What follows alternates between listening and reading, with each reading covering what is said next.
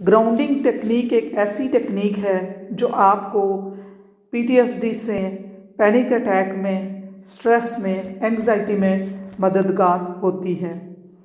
ये गैर ज़रूरी ख्यालात को ऐसी यादों से आपकी जान छुड़ाने में मदद करती है। इसकी तरतीब है 1 2 3 4 5। 5 सेंसेस को इस तरतीब से इस्तेमाल करना है कि आपने हियर एंड नाउ में आना है।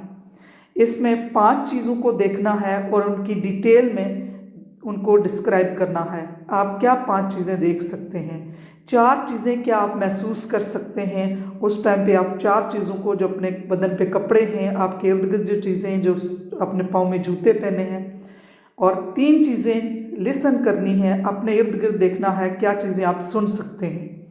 घड़ी की आवाज़, इर्द गिर्द की आवाज़ें। नंबर 2 स्मेल, 2 चीज़ें जो क्या ऐसी हैं जो आप सूंघ सकते हैं।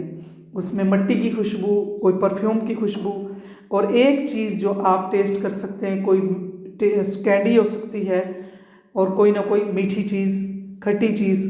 अगर आपने इस पूरी वीडियो को देखना है ग्राउंडिंग टेक्निक की, तो इसका लिंक यूट्यूब पे है, आप इस पूरी वीडियो को देख सकते हैं।